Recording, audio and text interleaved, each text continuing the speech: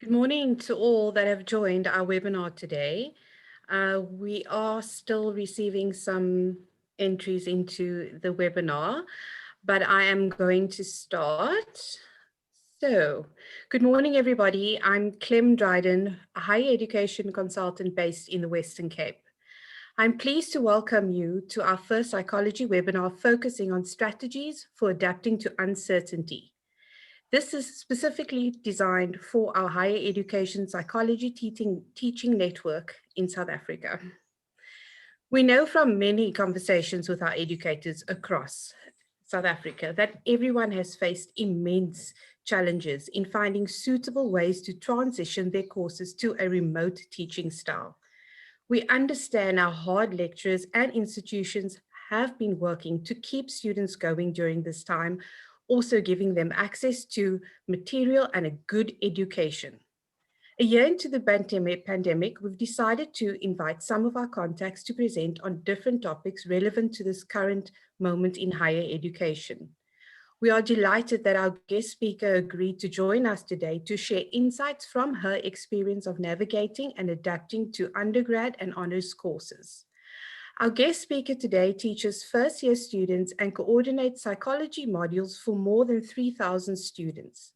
She's passionate about teaching, helping students and her peers to achieve the best outcome in psychology education. I am delighted to introduce Mianda Erasmus from Northwest University. Hi, Mianda, and welcome to our session. Before we get started, I'd also like to introduce my colleague, Mianda Lowe, our essay publisher for South Africa.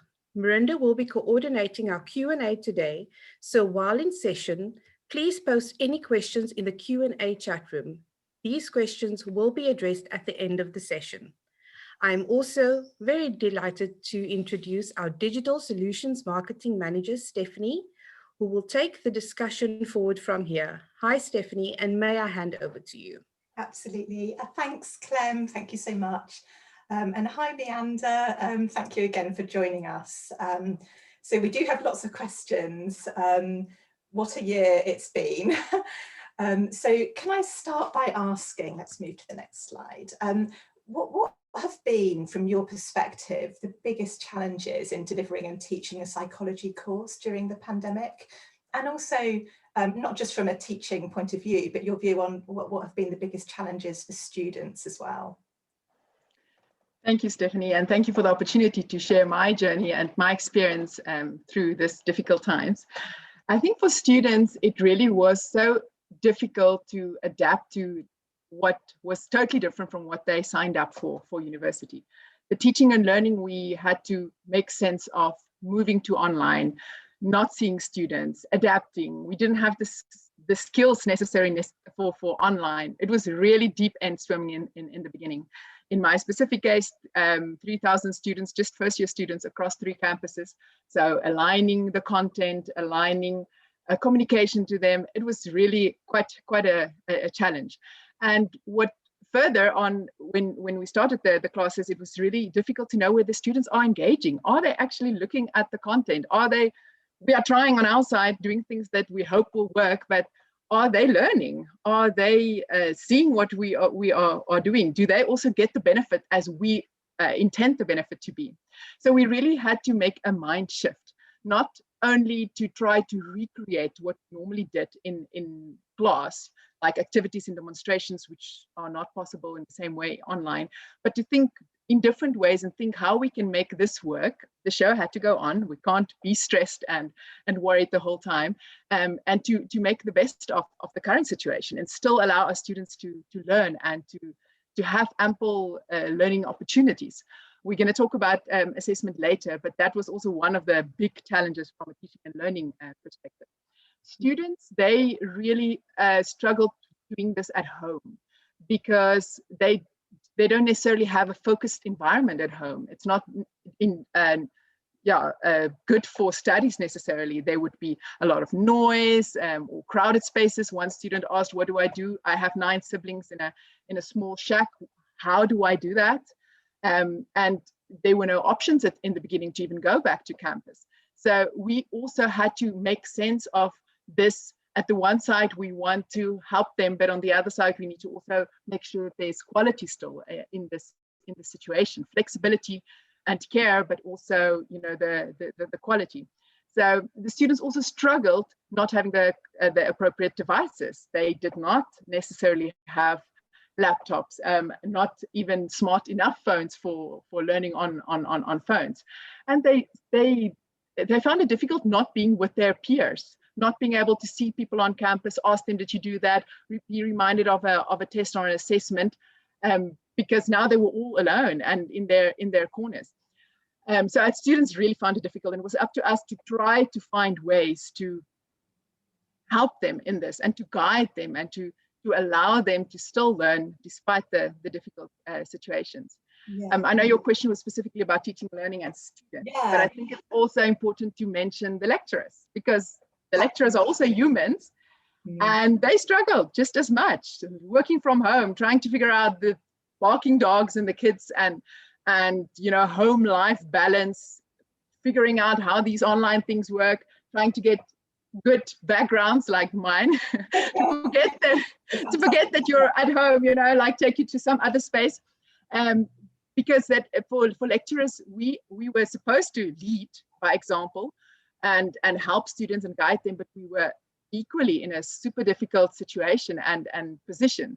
So I think, yeah, this kind of sums up what we experienced from teaching and learning student and lecturer perspective at the time.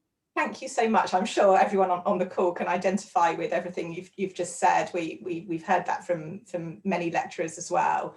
The challenges with technology and transitioning so quickly, and the students not even knowing if they're there studying. And yeah, I know the challenges have really been immense, and trying to find that balance between teaching but also caring for the students and making sure they're okay. Yeah, thank you so much. So can we ask a big question? How have you managed in your experiences over the last year, how have you managed to overcome some of these challenges? Are there any specific challenges which have worked well? Sorry, any specific strategies which have worked well and produced good results and outcomes? Yeah, I think it's important to mention that it was a trial and error. You know, we would try things and see how it works, get feedback from students, adapt, change, listen to their voices, try to do what they are asking for, or to meet their needs in some way. But what was extremely important in all modules across board was clear communication. Really, so the students know what they must do, when, where, why, how, because the moment the communication wasn't clear and frequent, not just a schedule in the beginning of the semester saying, okay, you're going to do all of these things and these are the due dates, but regular, at least weekly communication. This is what we're going to do now. This is where you have to go. You can do it. We always try to have some positive, encouraging thing as well, somewhere in the announcements. The communication really helps students feel guided and to feel that they're not getting lost and not overwhelmed. So clear communication, very, very important. And then what we found helped is to have everything on the same platform. So we use a Sakai-based LMS, a learning management system called Ifundi. So we kept everything there, and it was zero rated, or it's still zero rated, but especially in the beginning, it was super important because they did not have data yet. So they could access Ifundi even if they didn't have data, and they could get all the learning materials there. So we tried to break up the content into smaller bits, that it's more digestible and easier to go through. And not only videos, but YouTube links, which we would embed in this system, and pictures and summaries, written summaries, and all kinds of different formats in order to make sure the students are not bored and they keep the interest, but at the same time they are learning. So we really learned about our LMS, about what we can do there, which games we can play, which how we can present the data, how we can create the content in order to help students.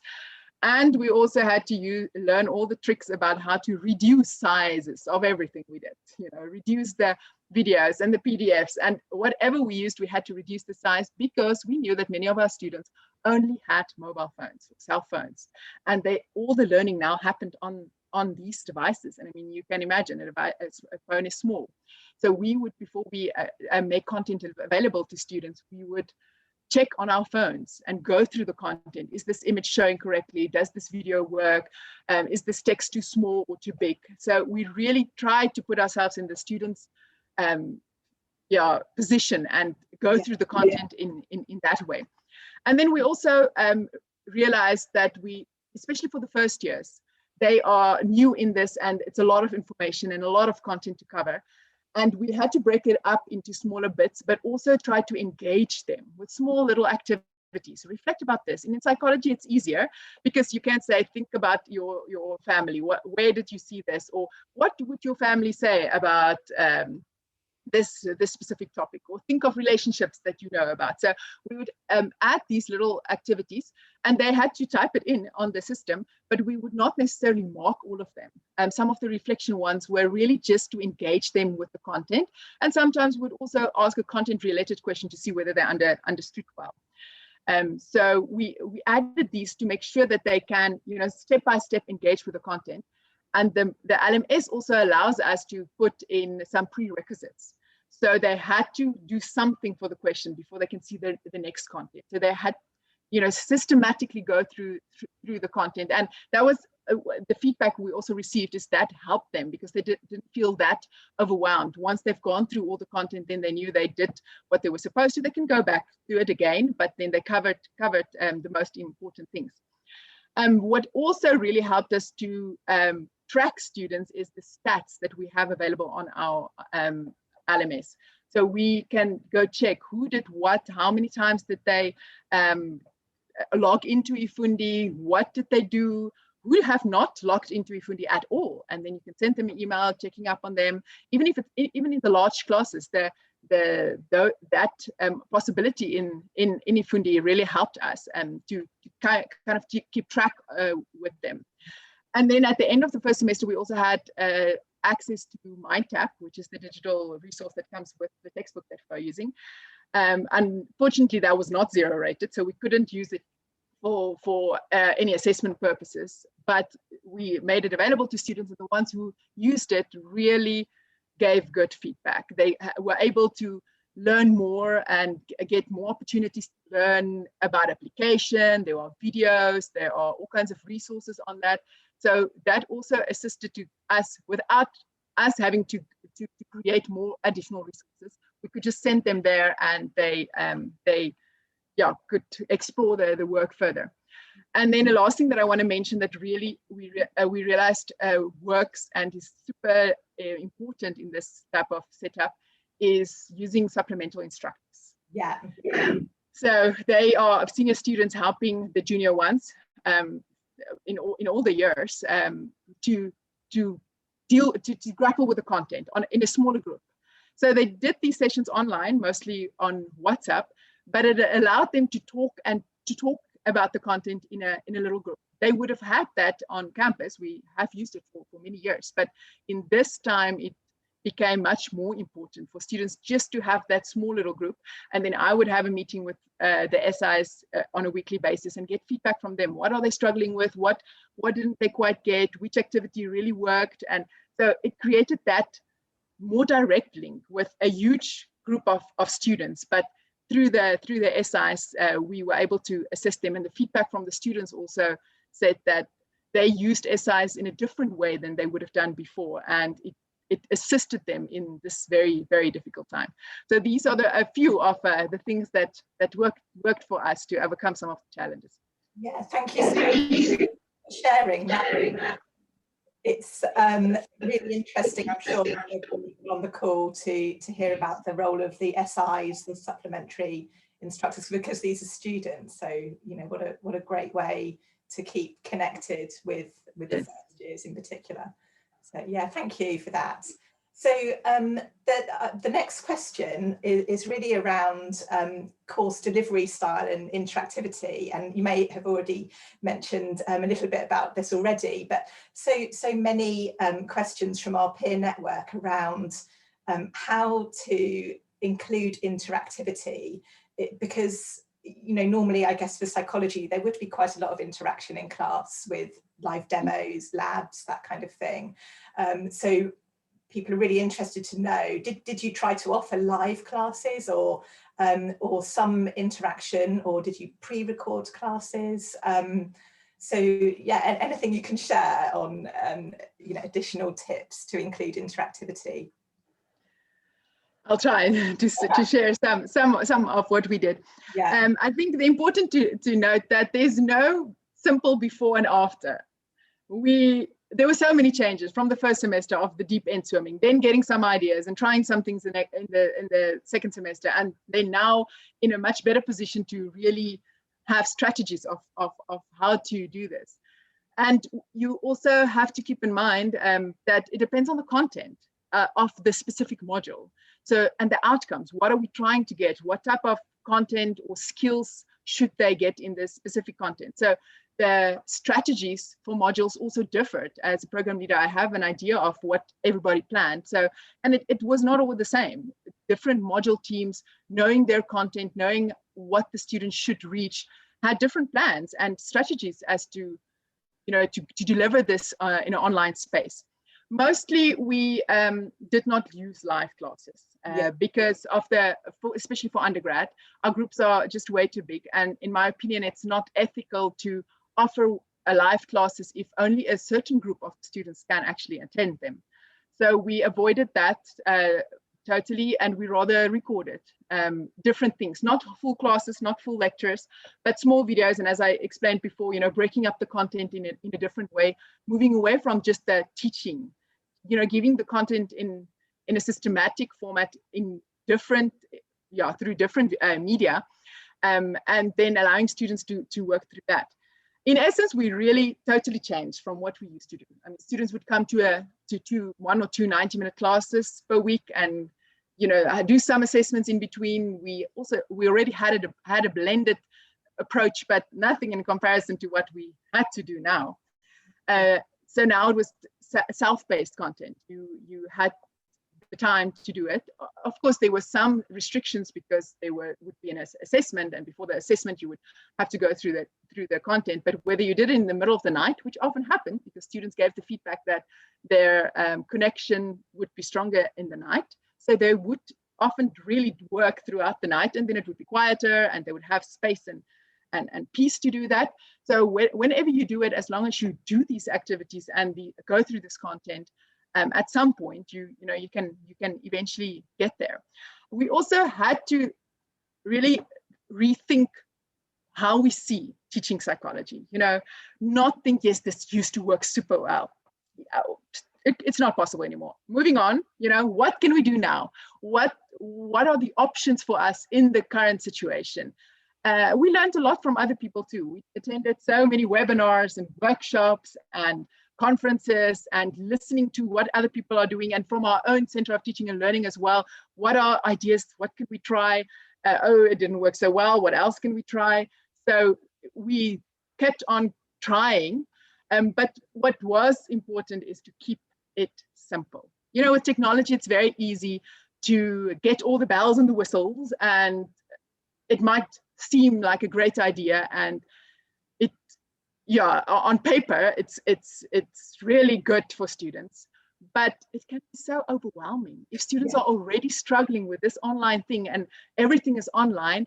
We try to keep it simple by just sticking to what's on Ifundi and what they can do there, and take them step by step, not expecting them to do all kinds of things that they've never done and they struggle with the technology.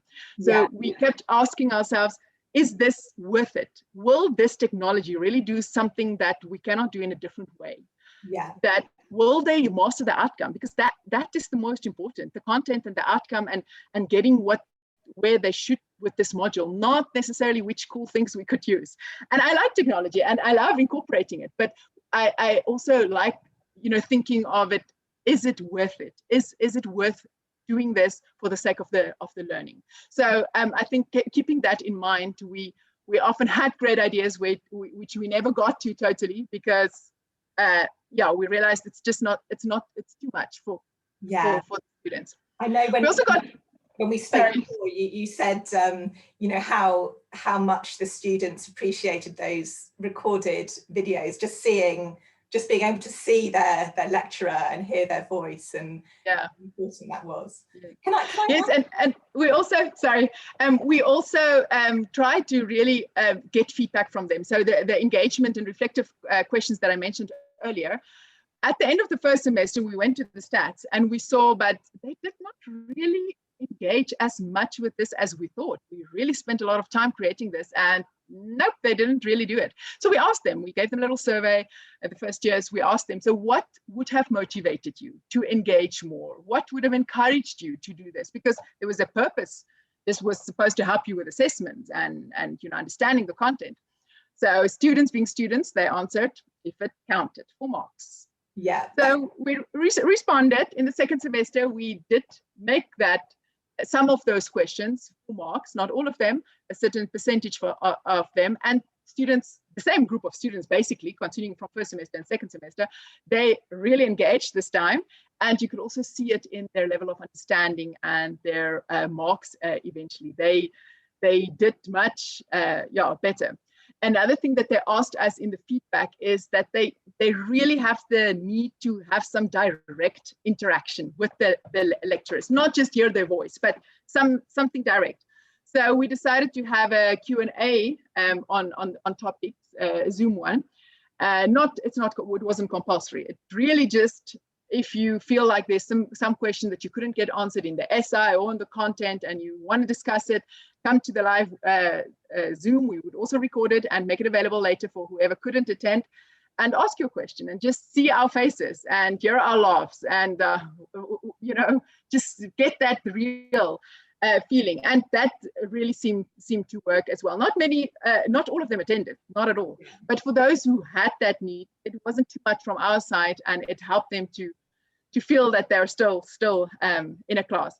And other things we did was also to create groups where they can kind of communicate. Some colleagues use Telegram groups, WhatsApp groups. I had a Facebook group where we can share content about psychology, or just vent about how difficult these times are, just to also create a different space to communicate and to engage with students.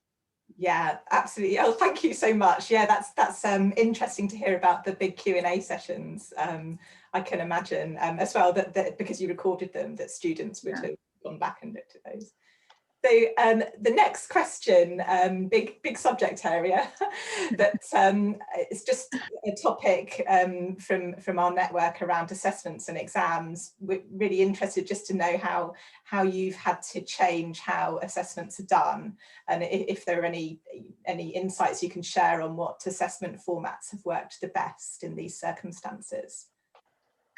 I don't know if we can really say what works best. I can tell you what we tried and what didn't work. Yeah. And what eventually we found worked better. So as a university, we moved mostly from having a participation mark in an exam to continuous assessment. So it's a total different way of thinking about assessment, because it's not just, you know, building enough marks up so that you can get access to the exam and then you can study hard for the exam. There's no exam. So it puts the responsibility on students to work hard for each and every assessment, because everything counts. It's continuous, and eventually that's what your mark will be. So we had to really change our mind about how we see assessment. You would know often with the textbooks, you would get nice banks of questions that you can use for the content. But many of those questions would be based on content. And this would be totally appropriate for normal circumstances where students are sitting in an invigilated venue and they have to have memorized and understand this content before they can answer the questions. But now it was open book. They had the books with them. We wouldn't even know which other resources they had with them. And we had to change to know which type of questions are appropriate in this open book assessment situation. Really even rethink the, Bloom's taxonomy. How does this apply in the current situation. So what we did find really helps is to have pools of questions or question banks that we create on our LMS, so that every student will, randomly, the system will draw randomly for every student 2 questions out of maybe 20 or 30 in that section, and then in the next section 3, because we realized, and our SIs gave us that feedback early on, that students were just sharing the questions and getting full marks, and that was not their own capabilities or understanding. It was just helping from others. So we had to think of ways to curb that. So the pools really helped. It's a little bit more work to set it up in the beginning, but then you also have it for future references. In the first semester, it was difficult to have timed tests because of the connectivity that students struggled with. But in the second semester, when it was more students were able to come back to campus and be in a position where they have proper internet, we definitely use timed assessment as well, because then it just puts that onus on the students to make sure that they prepare, because they won't have time. Even though the book is there, they simply won't have time to go look for all the answers if they didn't study and prepare before. Case studies we also used in many different ways now than before. Even a case study with multiple choice questions for our thousands of students, a new case study, brand new, but multiple choice questions that still allow them to understand, to analyze that case study and to reply then on it. Multi-tier questions were also used. Some of the second and third and honors groups also had students prepare presentations on videos or come to a live Zoom and present their work there, so that you can really make sure that it's theirs and nothing copied and pasted. We did use Turnitin as well to try to discourage students from just copying. But what we really found is that it depended on the module, the content, the group of students, the group of lecturers, and we would share amongst ourselves. This worked well. One module team used student pages for group assignments, for example, and there you can see everything that each and every person contributes. So then you get away from that of one person never contributed, but now they're getting the group mark. So technology helped in that way, and we had to find out and figure out how those things worked. But they are definitely answers.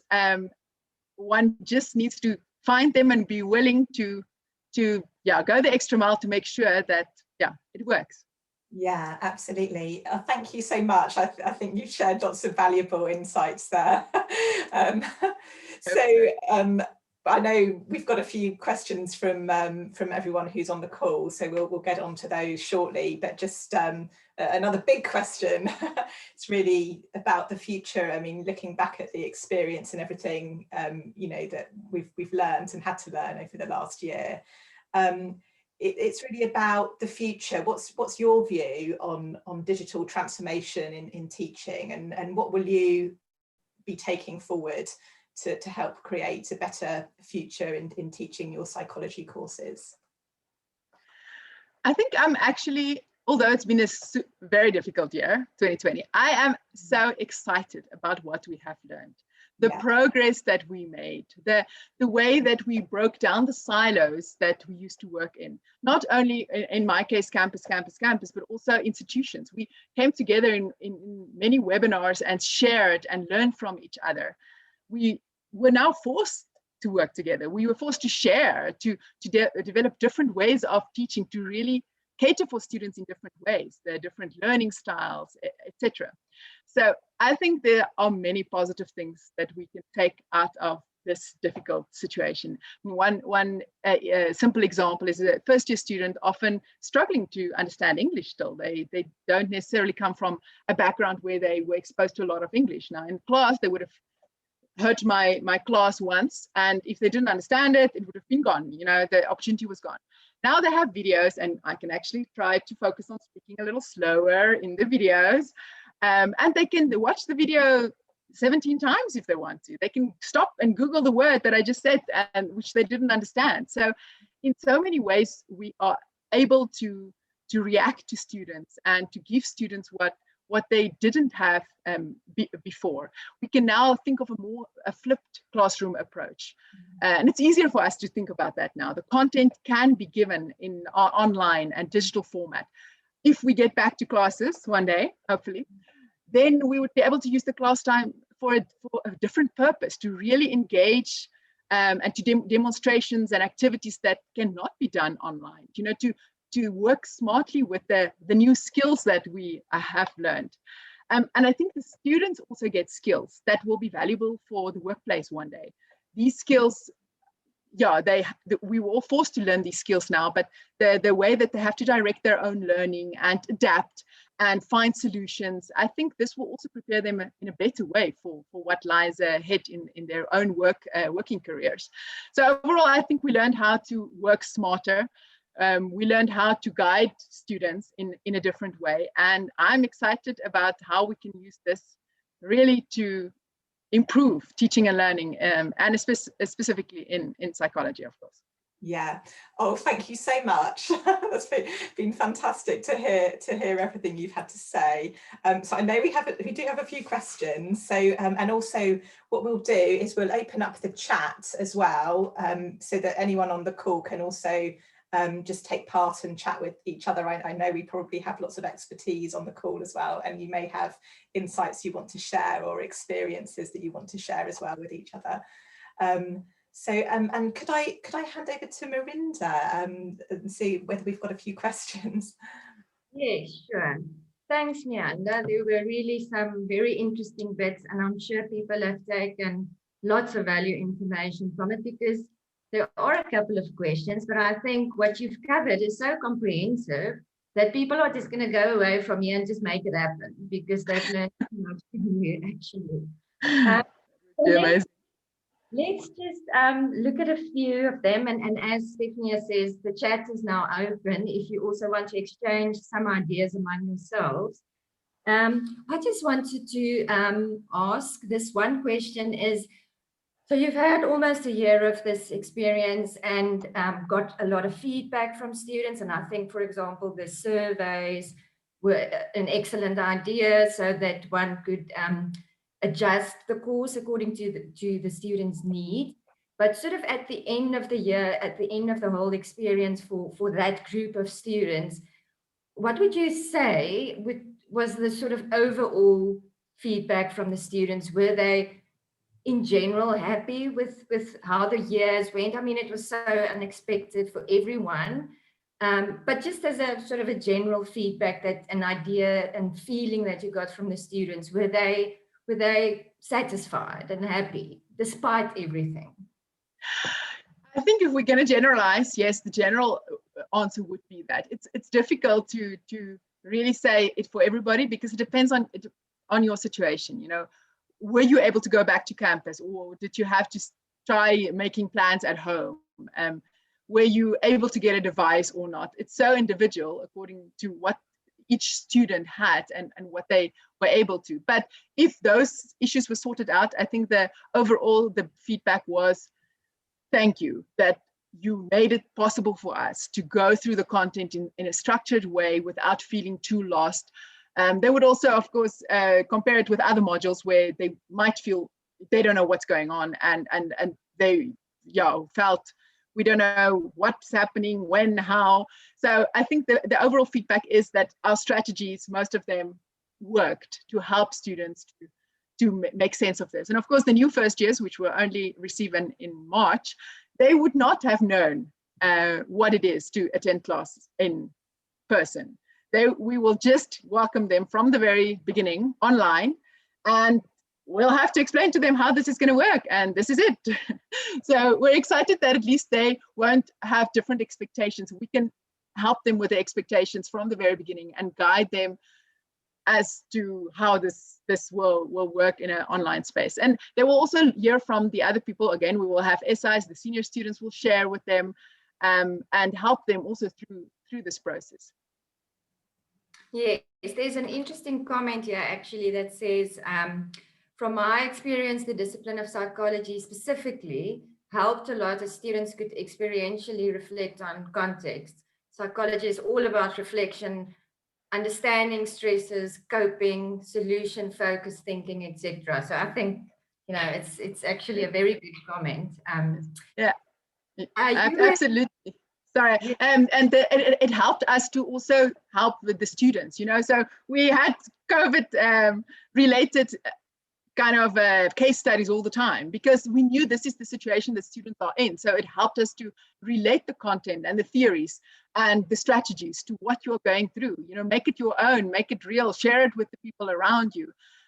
Try to make it much more applicable than it would have been in other situations. So that is true. Psychology in that way makes it easier.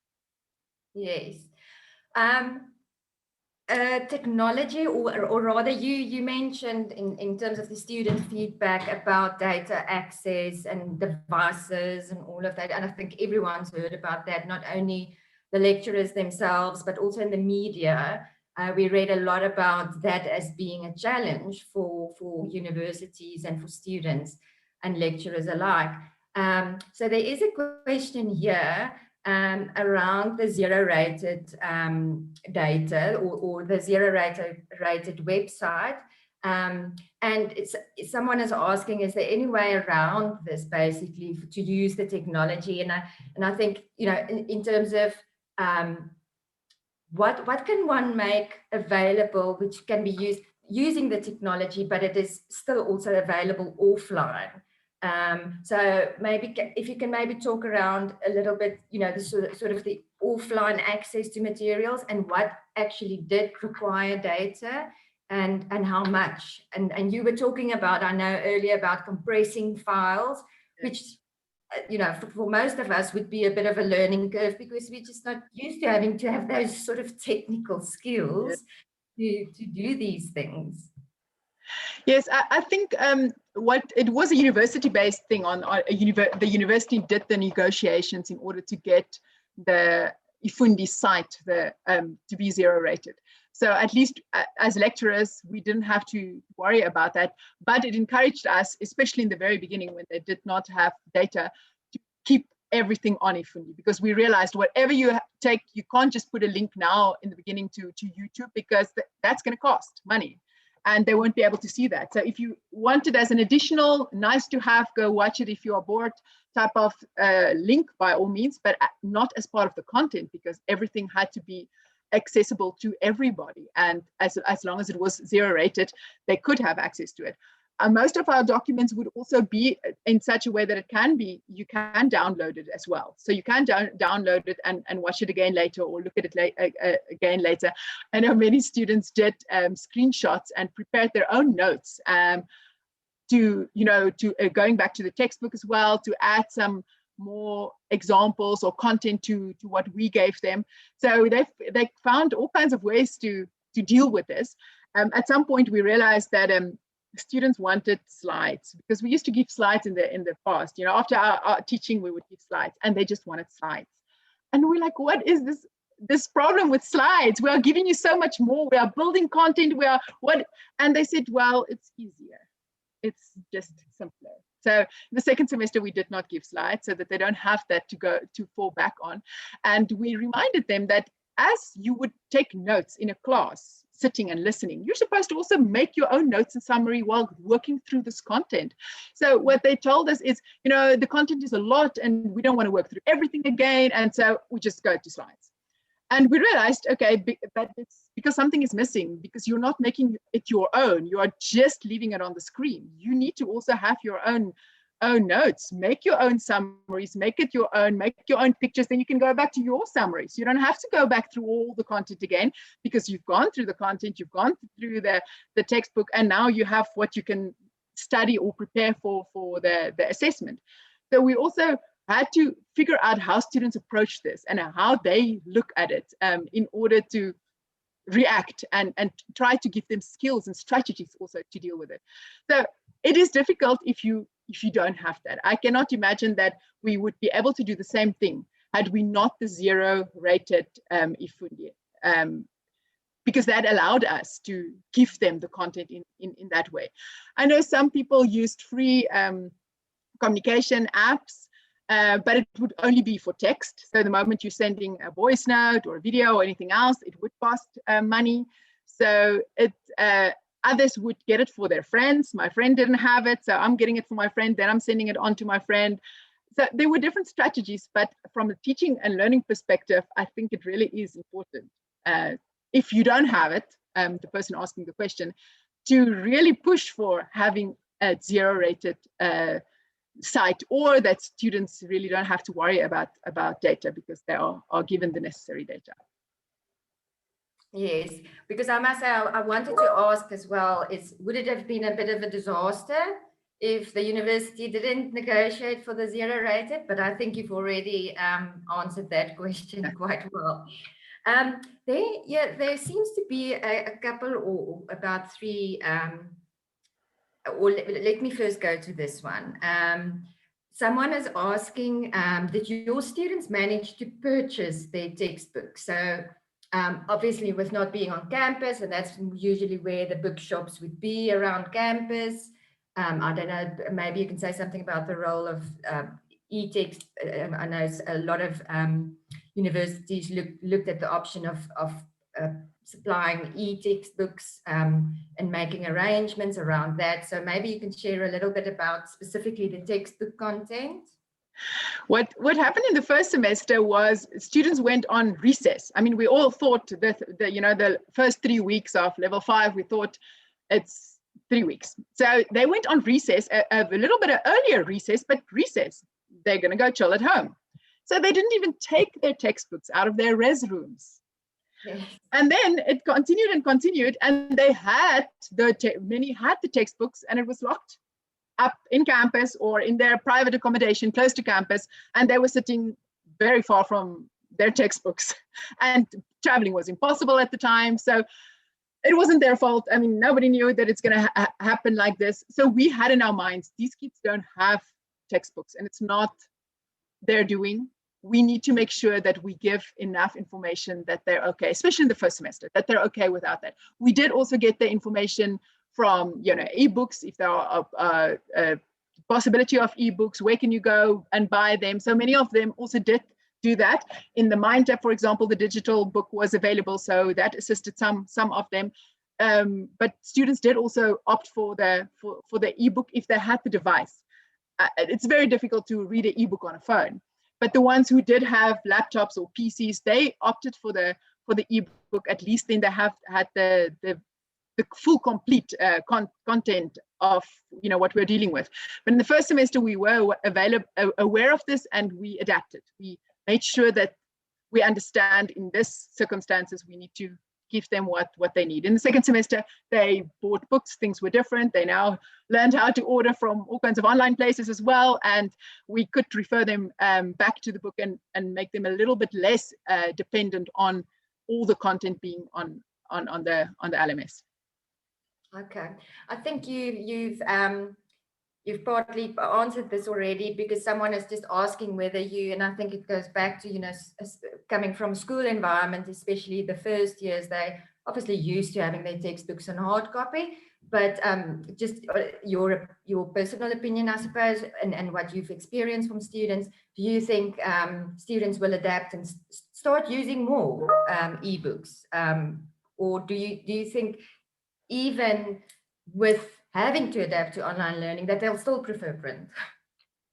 I think it depends. It's a very personal preference, as some people like to feel the page and make their notes in the book and color, and that's what they're used to. Others are more open to the fact that I can do those same things. I can highlight, I can make notes in a digital format.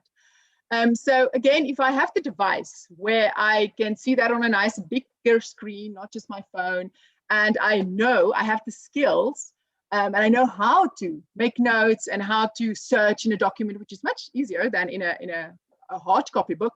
I just press in whatever I want and I go straight to the pages. I think it's also about the skills and understanding what can be done with a ebook or with a digital resource. So I think it's going to take time. It's not going to happen overnight, but eventually many people will probably see the value of an ebook a digital book. And often it is cheaper as well. So that part normally assists in the decision making as well. Yes. There are 2 or 3 questions here. That's why I sort of lumped them together and first asked the other questions. And you mentioned MindTap and the digital platform, which includes the ebook. So there's one question, and I'll post this one first, or ask this one first. The question is MindTap something that can help for assessment and testing? Now, knowing the product, I can obviously answer that question as well, but just from your experience, people want to hear from you. In your experience, did that help specifically for assessment and testing? Or if you didn't necessarily use it, does it have the potential to assist with assessment and testing? Yes, so it definitely does. And the MindTaps that I know, I mean, there's a different MindTap for every book. So I know the ones that are linked to the textbooks we are using. And there are really so many ways that can help you with assessment. There are quizzes and test banks that are already all there. You can choose which questions you want. You can choose how you want to organize and structure it. There are also more application type of questions, giving you a little video and then ask you some questions, which takes a lot of time to create. I mean, from scratch, we had to do some of that. We couldn't do many of that because we simply didn't have enough time. So those are already set up according to every chapter of the book and all the content that you are using. So I think it really has a great potential to assist us, not to reinvent the wheel. Somebody already went through the trouble to create all of that.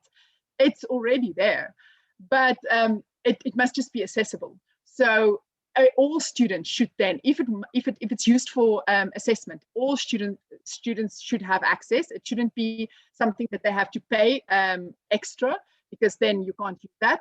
And yeah, if that is the case and it's built in, it can even be linked to your own LMS, so it's easier. I think it has really good potential to be used for assessment and make our lives easier, and even get to a better quality of assessment, because those things have been well prepared and developed and created, and it's not up to a few people who must come up with the assessments. I'm not quite sure how the development happened, but I'm sure a whole group of people were involved in creating those things. Yes, and just related to that, because you're mentioning, these things sort of exist already and they're peer reviewed and then developed and tested and so on. And you obviously had a little bit of experience of trying to develop some of that type of material yourself. Now, just for interest's sake, because we're running out of time, and I just want to cover another 2 questions still. In terms of, obviously, you didn't have to go to campus and be in the lecture hall, but with all of these things, in terms of your workload and your colleagues' workload, of course, there's outside stresses and factors that caused even more workload and stress. But would you say, in terms of a balance between how it would have been to not have to develop all of these things compared to the normal way of going to campus and delivering a lecture, how much more time that you put it this way, how much more time did you have to put in to make sure that you could deliver all of these materials? Much more time. Yeah, we had to spend, also because we were serious about our content and passionate about developing it. Other people might not have, some people just gave PowerPoint slides and said, off you go. We were really serious about making sure the students are catered for in these ways, and to develop that type of content from scratch, really, it takes so much time. And we would also assist each other. So I take responsibility for Unit 4, I create the basics, then the other 2 colleagues or the other campus colleagues would look at the content, say, well, that doesn't make sense, this instruction doesn't make sense, this picture, I don't know, it's vague on my side, and we would fix it and go through another round. And we also had it translated then for the Afrikaans students. So it was a long process. By the time we press publish, so much time has gone into that. And of course, we're going to improve this year, but at least we have a basis now. So we're all excited that this year will be less stressful and less time consuming in terms of content creation, because we put in a lot of time already last year, but much more time than it would have been to prepare for my classes and have very interactive classes, because that's what we were used to. Yes. Just to wrap up on the MindTap questions, because there are just questions asking about the ebook and whether it can be read offline. And I'll answer that question, because yes, it can be downloaded and read offline, and there's also a mobile app, so they can and quite readable on the mobile app. And there are some interactive elements. That's another question. Okay, and here's a question, and I'll take this opportunity to answer it here and right now, because it's asking who we can talk to show and demo the technology. We will have a follow-up webinar after this one, where we will demo this product if anyone is interested. So you will receive an email to an invite to it as well. Let me just see if I've covered all the questions. What I want to ask in the meantime, while I'm just quickly looking through, and you did touch on it already, I know, but just sort of in summary, is there anything now going, first semester starting in March, is there anything that you're going to do differently? You've already mentioned a few things, but just in summary, what are you going to do differently? Because of course, we're not going back to campus just yet. So what would you do differently? Because of course you've learned some lessons from this whole big experience.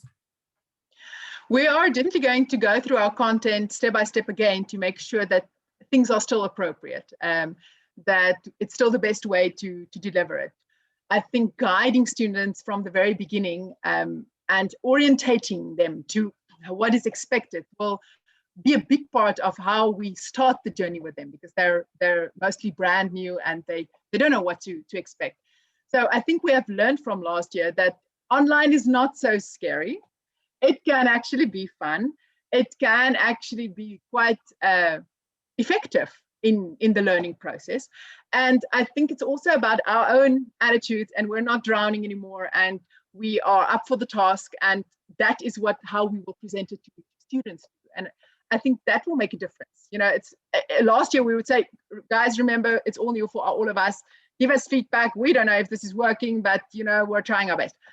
We're in a different place this year. We are where we can honestly say, we know this can do the trick. We have done that. We got the feedback. This is what we know can work. You need to do your share. We cannot do your part for you. It's very important that you take responsibility, but it can work and it can be fun, and we can learn together on this journey. So I think that's the big difference from this semester and to your last semester.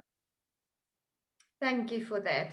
I just want to quickly check. I think I've covered all the questions. Someone did raise a hand, but I wasn't sure whether that was maybe by accident.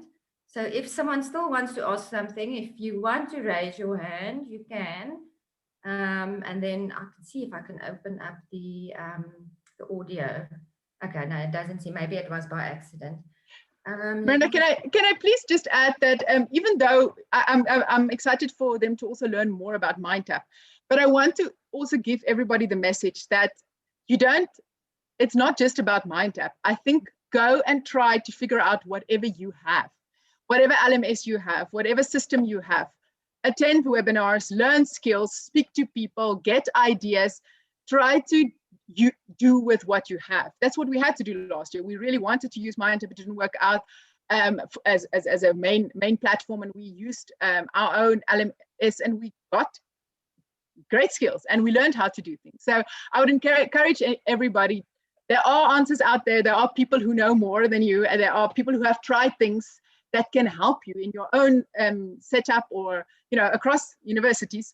Reach out, ask questions. Let's learn from each other and help each other. I know some of my colleagues are in the room as well, and without them, amazing team, it wouldn't have been the same journey. So thank you guys for who are here. I am privileged to be part of your team. Thanks very much, Mianda, and thank you very much for everyone who posted questions and Mianda, for answering them. Thank you so much. It was very comprehensive. Thank you. Yeah, thank you from me as well, Mianda. Thank you for the opportunity. Thank you, everyone. We have reached the end of our session today. Mianda, we really want to thank you for speaking today and for sharing these valuable insights. I am sure everyone on this call has closely identified with your experiences, and I'm confident that we've all learned something today, something new and fresh from this session today. I believe we are all in the right place at the right time, and together celebrate this exchange of ideas and scale up our teaching and learning techniques in our new reality today. Once again, a big thank you, Mianda, and I would like to thank everybody for participating in today's event. Have a blessed day. Thank you. Bye, everyone. Thank you. Bye-bye. Bye.